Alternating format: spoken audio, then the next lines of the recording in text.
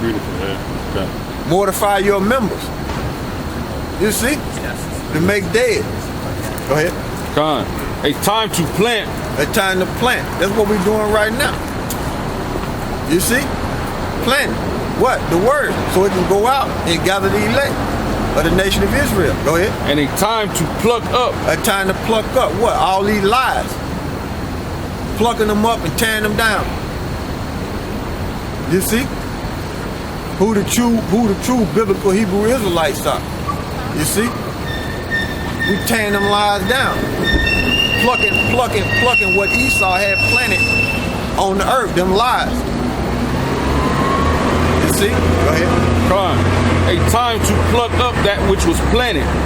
Verse 3, a time to kill. A time to kill. We're waiting on it. And then the Rothschild just do that over there in France. But the men of the Lord are waiting to get down. You see? Yahweh Shai is waiting to get down. You see, the angels are waiting to get down. Con. You see? Go ahead. A time to kill and a time to heal. A time to kill and a time to heal.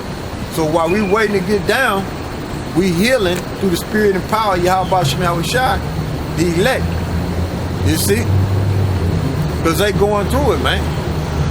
They looking for a way out. The one that signed the crime for all these abominations. They looking for a way out. And this is the way out. The word. Keep going. You got it. It says, a time to heal, a time to break down, and a time to build up. A time to break down and a time to build up. But that's what we're doing, man. Spiritually building you up, man. You see? Spiritually building you up, man. Go ahead. It says, a time to weep and a time to laugh. Yeah, a time to weep. Because all the men are weeping, man. The men of the Lord are weeping, man, because they tired of this wicked ass place, man. They tired of the nigga woman, all out of character, don't have no morals, don't know right from wrong. Tired of the so-called white man clocking in, going on this fucking bullshit ass job, living check to check. Tired of putting up with this bullshit, tired of fronting on the job, like, you know, like you cool with people, but you really want to kill everybody in that motherfucker. All the Edomites and 2/3 of them niggas, because they ain't right. Read that again. Con.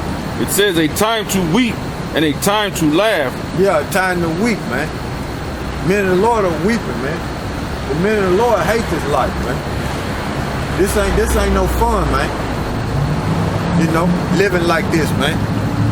Getting into it with your old lady all the time and shit. She looking at you with an evil eye. You know? Then they come out with movies like fucking bullshit ass Perfect Man and shit. You see? And it showed you in that movie how much of which I didn't even see that movie when I said that movie should be called The Confused Nigga Woman. I didn't even see that movie. Right? But I happened to force myself to sit down and watch it. I kept getting up back and forth, because you know I was like, damn, man, this fucking shit. But in that movie, I'm looking at this shit, man, and I'm just saying, man, the nigga woman all out of whack, man. All she do in the movie, basically, when you sum it all up, she done brought death to everybody. You see? Same thing I said. She done brought death to everybody, man. And then she go to Esau to get advice on how to kill Jake, man. You know? And then when you watch the Perfect Man, the one that was brought out, the one I'm talking about is in 2015. It came out in 2015. When you watch the one with Hillary Duff in 2005, it's nothing like that, man. That movie right there, with the Edomites all in it, and the Edomite woman searching for a man, it's nothing like that, man. But when Jake get up on the screen, you got to see death, man. Betrayal and adultery. Yeah, betrayal and adultery, man. And then you had an Edomite directed right? But you had a Jake write the script. So, man, Esau used Jake against Jake, man. You know? And here it is, she trying to question what's his name? What's the Jake Chestnut. name? Yeah, Morris Chestnut into marrying her. But according to the scriptures, marriage is sex. They was already married. And then Morris Chestnut, you know, the guy that played David, I want to say, if my memory serves me right. Sometimes it don't, my memory bad. But the guy that served, the guy name was David. He was telling her, look, my mom, my pop, when they got married, it wasn't no good. When my brother and my sisters, when all they got married, it wasn't no good. So I looked at that, I said, look, the reason why it wasn't no good, one, because of the curses, and then they trying to follow Esau's bullshit ass system, man. Get a fucking marriage license. You basically going to the government and ask, look, can we get married? For permission. When according to the scriptures, when you have sex with another woman, you are joined onto her, man. That's your wife, man. You become one flesh. But these nigga women, you know, that's walking around, that's the image of them, man. They got a you know, so-called good job, and they look and they want to so-called get married, and go to so-called church every Wednesday and every Sunday, but don't understand that the man that they without getting that license, according to the scriptures, they already married.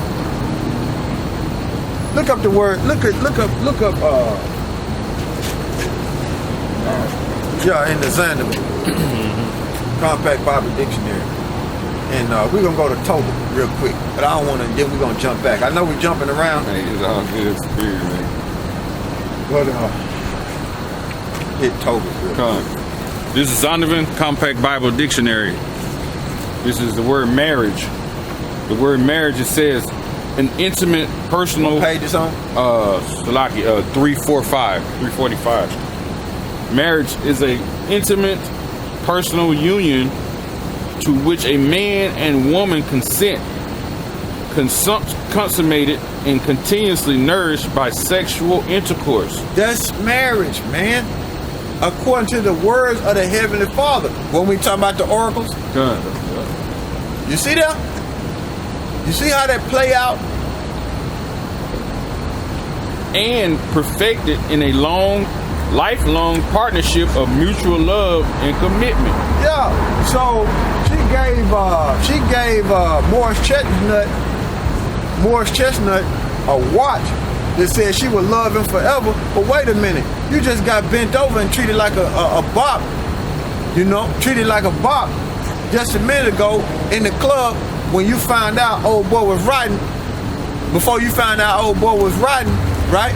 You were bent over. I was in the club telling your homegirl you ain't never got done like that. And then when you get with Morris Chestnut, the guy you want to so-called marry according to the world, you all act all ladylike, but when you get with old boy, they don't give a damn and cut those season. You bent over in the club, in the bathroom, getting treated like a bop, but at the same time you telling him on the watch you got it engraved that you love him. Man, these fucking nigga women don't know love. Love is keeping the commandments according to the Bible. You see? And you would know that if you was taught right and raised right. Okay? But the wicked ass churches don't tell you that. So that's why you err in the scriptures and err in your life and commit adultery, and all y'all was worthy of death except Morris Chestnut. But he should have got, he was worthy of death too, because he wasn't. But he was worthy of he was worthy of death too. But once he seen that you was adulterous, he should have goddamn me had your ass put to death. You and that nigga. And not be in agreements with him sleeping with you. That's why his ass got put to death. That's why his ass got put to death. Yeah. You see? I damn near slipped. Damn near fucked up right there. You know, Most High had to pull me back. Y'all about to smell, so I had to pull me back. Where we at? Tobit. We just read the definition of marriage in the Zondervan, which is an intimate relationship between a man and a woman consummated by sexual intercourse, a lifelong commitment and basically like agreement. So if you meet a chick, right? You know, and you sleep with her, like you said, that's your wife. You do for her, you know, you do for her as such, and she do for you. It's according to the word, man. All right. Now start at verse 12. No, chapter 12. 12. Hey, start at chapter 12, the first verse. Boom. We're gonna get a little bit of that. Give me some of that right there. Chapter 12, Tobit in the Apocrypha. Start at 1. Chapter 12, verse 1 says, Then Tobit called his son Tobias and said unto him, My son, see that the man have his wages which went with thee, and thou must give him more. And Tobias said unto him, O father, it is no harm to me to give him half of those things which I have brought. It says, For he brought me again to thee in safety, and made whole my wife, and brought me the money, and likewise healed thee. It says, And the old man said, It is due unto him. So he called the angel and said unto him, Take half of all that ye have brought, and go away in safety. Oh, that's not it. Salaki. That's not it. It's over there in that was like really the end of it. But give me chapter 7. That's where it's at, chapter 7. Yeah, let's deal with this marriage, chapter 7. Start at 11, verse 10 or 2. 11? Start at 2. Okay, yeah, I see the point.